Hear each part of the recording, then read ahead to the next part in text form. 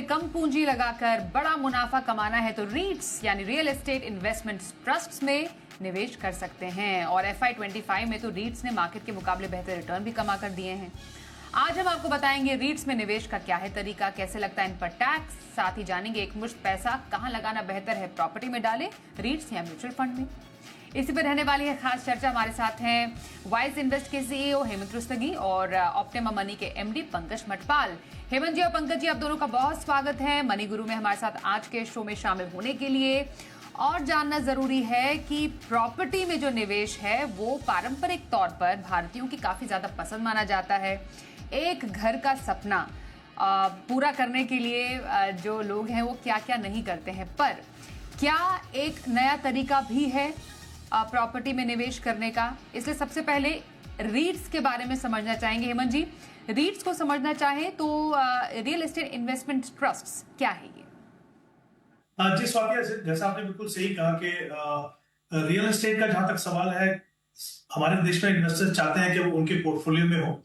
Obviously उसका एक simple सा तरीका ये है कि आप खुद से एक प्रॉपर्टी खरीद लें, लेकिन हम जानते हैं कि जब आपको कोई प्रॉपर्टी खरीदनी है तो आपको एक बड़ी रकम की जरूरत है और उसके साथ बहुत सारे इश्यूज हैं। लिक्विडिटी का इशू है, और आपको उसके साथ साथ आपको ये भी देखना है कि किस लोकेलिटी में लेना है, उसकी डॉक्यूमेंटेशन, उसकी मैनेजमेंट, बहुत सारे इश्यूज हैं। तो देखिए, जब हम घर की बात करते हैं, अगर हमें खुद के रहने के लिए घर चाहिए तो उसको हम इन्वेस्टमेंट नहीं मानेंगे, वो तो हमारे लिए बहुत जरूरी है। लेकिन अगर इन्वेस्टमेंट पॉइंट ऑफ व्यू से बात करें, जैसे मैंने कहा कि बहुत सारी लिमिटेशंस हैं जब आप डायरेक्टली प्रॉपर्टी खरीदते हो, तो उसका दूसरा तरीका क्या है, जैसा आपने बिल्कुल सही कहा, वो है रियल एस्टेट इन्वेस्टमेंट ट्रस्ट। तो अगर मैं इसको बहुत सरल भाषा में समझाऊं तो ये एक तरीके से जैसे म्यूचुअल फंड होता है वैसे ही रीट होती है, एक ट्रस्ट है, राइट, एक फंड है। और यहाँ पे जो इन्वेस्टमेंट है वो रियल एस्टेट में होती है और अमूमन ये इन्वेस्टमेंट जो है वो कमर्शियल प्रॉपर्टीज में होती है। जैसे हमारे देश में अगर आप देखें तो 4 रीट्स है इस समय पे, उनमें से 3 जो है वो ऑफिस स्पेस में इन्वेस्ट करते हैं और एक जो है वो रिटेल स्पेस में इन्वेस्ट करते हैं। तो इनका ऑब्जेक्टिव ये होता है कि वो पैसे पूल करके इन्वेस्टर्स से वो प्रॉपर्टीज में पैसा लगाते हैं, उसको रेंटल इनकम से पैसा मिलता है, उनको कैपिटल एप्रिसिएशन भी हो सकता है वहां पे। तो जो भी उनको इनकम मिलती है उसका 90% जो है वो डिस्ट्रीब्यूट करते हैं, mostly on a quarterly basis to their investor. तो हमने क्या देखा कि अगर आपके पास 10 या 15 हजार रुपये इन्वेस्ट करने के लिए आपकी इच्छा है कि आप रियल एस्टेट आपके पोर्टफोलियो में हो, जाहिर सी बात है वो आप सीधा प्रॉपर्टी में नहीं लगा सकते हैं। तो रियल एस्टेट इन्वेस्टमेंट ट्रस्ट एक ऐसा जरिया है जिसमें छोटी सी रकम लगा सकते हैं, आप अपने पोर्टफोलियो में जो डाइवर्सिफिकेशन लाना चाहते हैं वो ला सकते हैं। और ये बहुत ही अच्छा तरीका हो सकता है स्पेशली उन निवेशकों के लिए जो चाहते हैं कि उनको एक रेगुलर इनकम मिले। देखिए, रेगुलर इनकम आपको फिक्स डिपॉजिट से भी मिल सकती है, लेकिन डाइवर्सिफिकेशन पॉइंट ऑफ व्यू से आप चाहते हो कि रियल एस्टेट बैक्ड सिक्योरिटीज में अगर आपको रेगुलर इनकम मिले, रीट्स में आप जनरली बोल सकते हैं कि 6 से 8% की आपको इनकम वहां से मिल जाती है। तो एक ऐसा जरिया जो रियल एस्टेट डाइवर्सिफिकेशन भी दे आपको और रेगुलर इनकम भी दे, तो ये एक जैसा मैंने कहा बहुत ही सिंपल सरल तरीका है। हमारे देश में अभी उतना पॉपुलर नहीं हुआ है, हालांकि हाँ मैं कहूंगा कि पिछले कुछ सालों में डेफिनेटली इसके बारे में जागरूकता बढ़ी है, लोगों ने इन्वेस्ट करना शुरू किया है, बट अभी भी आई थिंक काफी प्रोग्रेस होना बाकी है। बिल्कुल, तो अभी ये इवॉल्विंग है भारत में रीट्स, कुछ कमर्शियल स्पेस में, कुछ रिटेल स्पेस में, कुछ गिने चुने नाम ही है जैसा आप देख पा रहे हैं अभी। पर पंकज जी, एक जो फिजिकल प्रॉपर्टी खरीदने का जो एक क्रेज है इंडियंस में, एज अपोज टू एक रीट्स कि आप कम पूंजी में भी प्रॉपर्टी में पैसे लगा सकते हैं थ्रू म्यूचुअल फंड, क्या दोनों के अपने अपने फायदे हैं? क्या भारत में रीट्स आज के टाइम पे और ज्यादा पॉपुलर हो रहा है? हम जो एक रिपोर्ट पढ़ रहे थे उसके मुताबिक FY25 में रीट्स ने वाकई बेंचमार्क से, अगर हम मेजर इंडस्ट्रीज है उससे बेहतर रिटर्न ही दिया है। तो क्या ये एक नया जरिया बन सकता है प्रॉपर्टी में इन्वेस्टमेंट का? बिल्कुल, देखिए स्वाति जी, अभी हेमंत जी ने जो कहा कि अगर आपको रहने के लिए घर लेना है तो घर लेना है, उसमें कोई दूसरा ऑप्शन नहीं है। लेकिन अगर आप इन्वेस्टमेंट कर रहे हैं तो उसके लिए आप क्या देखेंगे कि हाँ, जहां पर लिक्विडिटी हो, रिटर्न्स बेहतर हो और मैनेजमेंट जो है वो आपको खुद ना करना पड़े, कोई प्रोफेशनल करे, तो ऐसे में रीट की इंपॉर्टेंस बढ़ जाती है। क्योंकि अल्टीमेटली रीट्स क्या है, एक पूल ऑफ मनी आपका पैसा निवेश कर रहे हैं, लेकिन रियल एस्टेट में कर रहे हैं, उससे जो इनकम अर्न हो रही है, इनकम जनरेट हो रही है, वो वापस आपको मिल रही है। तो यदि आप खुद चाहें कि मैं खुद से एक कॉमर्शियल प्रॉपर्टी बाय कर लूं, उसे रेंट पे दूं, रेंट आएगा, तो वहां से भी आएगा। बट प्रॉब्लम क्या है कि एक तो आपको बहुत बड़ा पैसा चाहिए, दूसरी बात उसको मैनेज करना, अपना टेनेंट ढूंढना, लीज पर देना, और सभी जो मेंटेनेंस वगैरह है उसकी देखभाल करना, वो सब जिम्मेदारी आपकी हो जाती है। लेकिन यहाँ पर छोटे से पैसे से आप निवेश कर रहे हैं। दूसरी बात, जैसे हम म्यूचुअल फंड में देखते हैं कि आपका छोटा पैसा एक कंपनी में बटा होता है, इसी तरह से जब आप एक रीट में करते हैं तो वो कंपनी कई रियल एस्टेट प्रॉपर्टीज में इन्वेस्ट करती है, तो वो भी फायदा मिलता है कि डाइवर्सिफिकेशन होता है। पर जो आपने कहा कि फायदा और नुकसान, देखिए, आप जब फिजिकल रियल एस्टेट बाय करते हैं तो वहां पर आप ऑनर होते हैं उसके, आप देखते हैं कि मेरे पास में घर है, मेरे पास में ये कॉमर्शियल प्रॉपर्टी है, तो वो एक फिजिकल एसेट है जो एक आपको इमोशनल अटैचमेंट भी उससे आपका होता है। लेकिन जब आप पेपर पर बाय करते हैं, आप यूनिट्स बाय करते हैं, तो वो एक चीज है कि स्पेशल इन्वेस्टमेंट है, पर जो एक इमोशनल अटैचमेंट होता है फिजिकल एसेट के साथ में, वो नहीं रह पाता। लेकिन मैं सिंपल कहूंगा, यदि इन्वेस्टमेंट कर रहे हैं तो मेरे हिसाब से रीट कई गुना बेटर है एक अपने आप से प्रॉपर्टी बाय करने से, लिक्विडिटी के लिहाज से भी। और मतलब कभी बेचना हो तो पार्ट में बेच सकते हैं। आपने अगर 20,000 रुपए इन्वेस्ट किए हैं, आपको 10,000 चाहिए, तो उतनी यूनिट्स आप दे सकते हैं, अगर वो जो कि लिस्टेड होती हैं आपकी जो रीट्स की यूनिट्स हैं, तो इसके लिए वो भी आसान हो जाता है। दूसरी बात, मैनेजमेंट का झंझट नहीं है, और रिटर्न्स के हिसाब से भी यदि आप प्रॉपर्टी को रेंट पे देंगे, कभी वो रेंट पे होगी, कभी शायद खाली भी हो, पर यहाँ पर जो आपका प्रॉफिट निकल कर आता है वो हमने देखा है कि बेटर होता है। बिल्कुल। तो अलग अलग चुनौतियां हैं, अलग फायदे हैं। आप प्रॉपर्टी में इन्वेस्ट करें डायरेक्टली, जो फिजिकल रियल एस्टेट है, या फिर म्यूचुअल फंड के थ्रू आप रीट्स में इन्वेस्ट करें। दोनों के अपने अपने फायदे हैं, दोनों की अपनी ज़रूरतें हैं। आपके ज़रूरत के हिसाब से आप ऐसे किसी जो जरिया है रियल एस्टेट में इन्वेस्टमेंट का ढूंढ सकते हैं। पर तरीका क्या है? हेमंत जी अगर समझना चाहें तो रीट्स में किसी को इन्वेस्ट करना है तो म्यूचुअल फंड के जरिए कैसे इन्वेस्ट करें? देखिए स्वाति, ये जो रीट्स है वो बेसिकली लिस्टेड होते हैं, तो रीट्स में इन्वेस्ट करने के लिए आपके पास एक डीमेट अकाउंट होना चाहिए। जैसे आप स्टॉक्स में इन्वेस्टमेंट करते हैं स्टॉक मार्केट में, उसके लिए आपके पास डीमेट अकाउंट होना चाहिए, एक ट्रेडिंग अकाउंट होना चाहिए। और जिस तरीके से, जैसे मैंने पहले कहा था कि आप जो कोई और स्टॉक जैसे खरीदते हैं, उसी तरीके से आप रीट्स को खरीद सकते हैं। तो आई थिंक इन्वेस्ट करना आसान है, बट उनके लिए आसान है मेरे हिसाब से जो फेमिलियर है कि स्टॉक मार्केट में कैसे इन्वेस्ट करना है, जिनके पास ऑलरेडी एक डीमैट अकाउंट है। ऑब्वियसली अगर आपकी सिर्फ मंशा ये है कि आप थोड़ा पैसा रीट्स में लगाएं ताकि आपके पोर्टफोलियो में कोई डाइवर्सिफिकेशन हो, और फिर उसके लिए अगर आपको अलग से डीमैट अकाउंट खोलना है, तो मुझे नहीं लगता कि वो एक बहुत ही अच्छा आइडिया होगा, क्योंकि वहां पे आपकी थोड़ी कॉस्ट भी बढ़ेगी, मेंटेनेंस भी, आप चार्जेस भी आपको देने हैं। तो मुझे लगता है स्पेशली जो निवेशक फेमिलियर है, जिनके पास डीमैट अकाउंट है, वो इसमें इन्वेस्ट कर सकते हैं, और इसमें इन्वेस्ट करना बहुत ही आसान है। तो और दूसरी बात यह है कि ये जो स्ट्रक्चर है इसका, हालांकि है तो जैसे मैंने कहा मिलता जुलता जिस तरीके से म्यूचुअल फंड है, बट म्यूचुअल फंड इटसेल्फ हम देख रहे हैं कि हालांकि काफी पॉपुलैरिटी बढ़ी है, बट अभी भी बहुत सारे निवेशक हमारे देश में ऐसे हैं, लोग ऐसे हैं जिन्होंने उनमें इन्वेस्ट करना शुरू नहीं किया है। तो रीट्स इसलिए, जैसा मैंने कहा कि उतनी पॉपुलैरिटी उसकी अभी तक नहीं बढ़ी है, बट उसमें इन्वेस्ट करना आसान है, स्पेशली अगर आप फेमिलियर हो कि आपको डीमैट अकाउंट में कैसे ऑपरेट करना है। बिल्कुल। तो तरीका सरल है रीट्स में इन्वेस्ट करने का। टैक्सेशन प्रक्रिया क्या रहती है अगर हम जानना चाहें पंकज जी?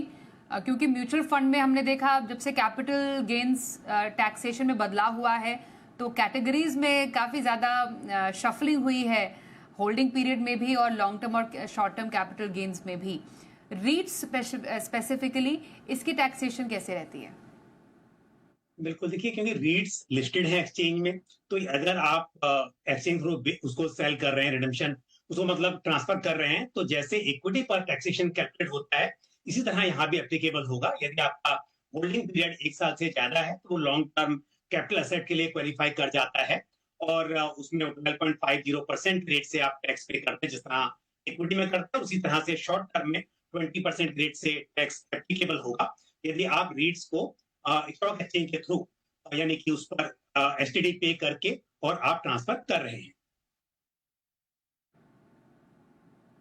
बिल्कुल। तो ये रहे रेट्स पर टैक्स के इम्प्लीकेशंस। मीनवाइल हमारे साथ एक दर्शक भी शो में शामिल हो चुके हैं, उनका सवाल अब लेते हैं। रमनदीप जी इस वक्त हमारे साथ हैं। स्वागत करते हैं सर आपका मनी गुरु में। और आप अपने पोर्टफोलियो से जुड़ा हुआ सवाल हमारे एक्सपर्ट से जानना चाहते हैं। थोड़ा सा डिटेल्स दें। आपने अपनी वाइफ का भी पोर्टफोलियो हमारे साथ शेयर किया। कब से आप इन्वेस्ट कर रहे हैं और टारगेट क्या है आपका? मैंने अपने क्वेश्चन में बताया है। अभी मैंने जस्ट 2 महीने पहले स्टार्ट किया है ये सिर्फ, और इसमें मैंने टारगेट बताया है अपना रिटायरमेंट तक 13 इयर्स तक 2 करोड़ का कॉर्पस बताया है। और मैंने इसमें और भी चीज़ें बताई हैं कि मैं अभी एम्प्लॉय प्रोविडेंट फंड में भी सेविंग में कर रहा हूँ और एनपीएस में भी सेविंग कर रहा हूँ। दोनों का मैंने वहाँ डिटेल्स भी दिया है। और मेरे 6 फंड्स हैं जिनका मैंने नाम बताया है। सभी का एसआईपी बताया है 5000 ईच का।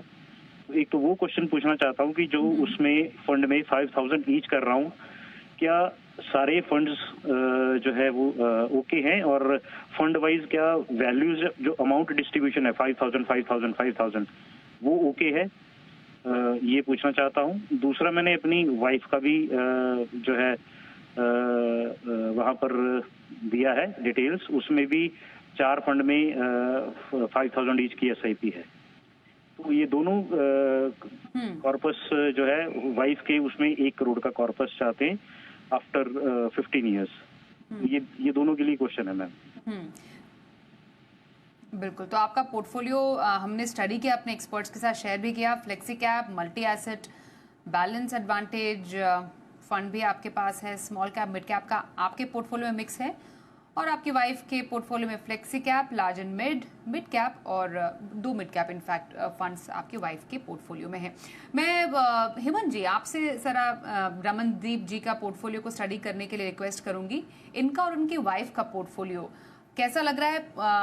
एसेट मिक्स कैसा है, और क्या ये अपने टारगेट से जो भी मौजूदा एसआईपी है उसको पूरा कर पाएंगे?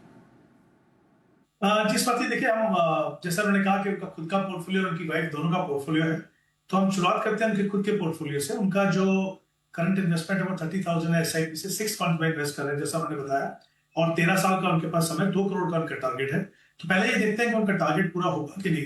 अगर हम 12% के रिटर्न भी एनालाइज मान के चले तो करीब करीब 1 करोड़ 10 लाख का कॉर्पस बनेगा 13 साल के बाद। तो जाहिर सी बात है कि जितना वो कॉर्पस एक्यूमुलेट करना चाहते हैं, जितना वो कर पाएंगे, उसमें काफी बड़ा गैप है। उसको पूरा करने के लिए उनको अपनी एसआईपी को करीब 25,000 से बढ़ाना होगा, यानी कुल मिला के 55,000 की एसआईपी उनकी होगी। तब वो अपना 2 करोड़ का लक्ष्य जो उन्होंने कहा कि बच्चों की जो एजुकेशन और मैरिज के लिए चाहिए वो उनको मिल सकेगा। जहां तक इनके खुद का रिटायरमेंट का सवाल है, मैं देख रहा हूँ कि ईपीएफ में इन्वेस्टमेंट है, एनपीएस में उनकी इन्वेस्टमेंट है। एक चीज मैं यहाँ पे कहना चाहूंगा कि मैं देख रहा हूँ कि ईपीएफ में उनकी इन्वेस्टमेंट करीब करीब 88,000 है, और बीपीएफ में भी करीब 58,000 वो इन्वेस्ट कर रहे हैं। देखिए, मेरा ये मानना है कि अगर आपके पास इतना लंबा समय है और एक अच्छी खासी रकम आप ईपीएफ से इन्वेस्ट कर रहे हैं, तो वीपीएफ में आपको एक ही एश्योरेंस है कि चलिए आपको एश्योर्ड रिटर्न मिलेगा। लेकिन जब आप इतने लंबे समय के लिए अगर आप एसआईपी से इक्विटी फंड में इन्वेस्ट करेंगे रमनदीप, तो मुझे लगता है कि आपका रिटर्न कहीं ज्यादा बेहतर होगा। आप अपने आप को एक अपॉर्चुनिटी देंगे कि आप ज्यादा से ज्यादा बड़ा जो है कॉर्पस वो बना पाए, तो डेफिनेटली आप उसको थोड़ा सा रिकंसिडर कीजिए। अगर मैं स्वाति के फंड्स की बात करूं तो फंड्स ब्रॉडली मैं कहूंगा अच्छे हैं। एलोकेशन भी उन्होंने पूछा, एलोकेशन भी सही है। एक स्मॉल कैप फंड है, एक मिड कैप फंड है, flexi cap, equity and debt fund. I think allocation बिल्कुल सही है। एक फंड मुझे लगता है जो शायद इनके टाइम होराइजन के हिसाब से सुटेबल नहीं है, वो है एचडीएफसी बैलेंस एडवांटेज। बहुत अच्छी कैटेगरी है, बहुत अच्छा फंड है उन निवेशकों के लिए जिनके पास बहुत लंबा समय ना हो, या वो इक्विटी में बहुत ज्यादा इन्वेस्ट ना करना चाहते हो, लेकिन इनके पास समय है, इनको बड़ा कॉर्पस बनाना है। तो मुझे लगता है वही पैसा अगर आप एचडीएफसी लार्ज एंड मिड में लगाएं तो बेहतर होगा।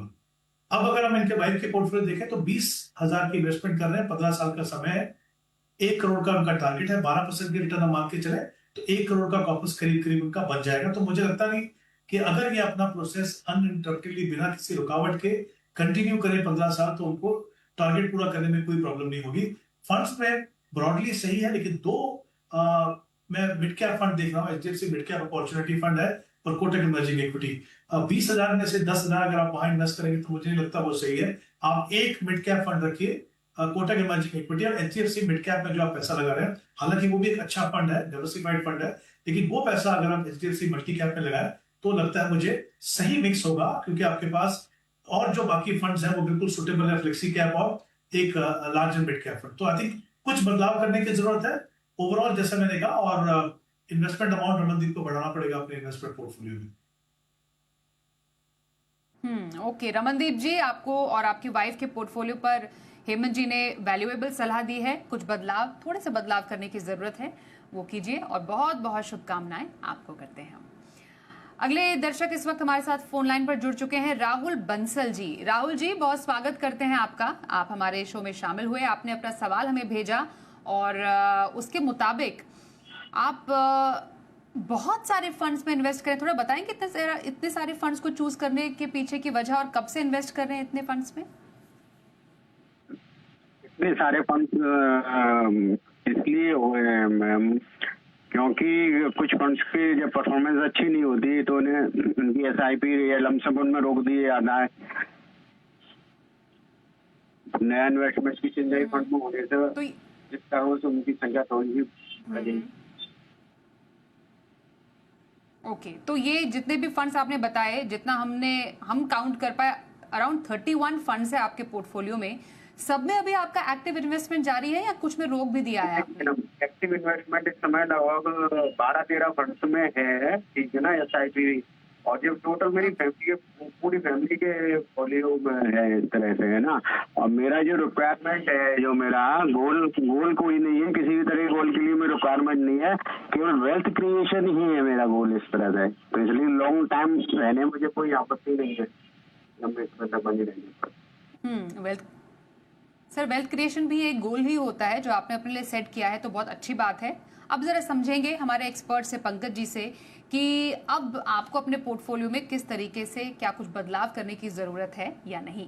बताइए पंकज जी, राहुल जी ने अपना पोर्टफोलियो भेजा, 54 इयर्स के हैं by the way, wealth creation का इनका लक्ष्य है और फंड्स काफी हैं, जरा बताइए सर, गाइड कीजिए क्या करें अब।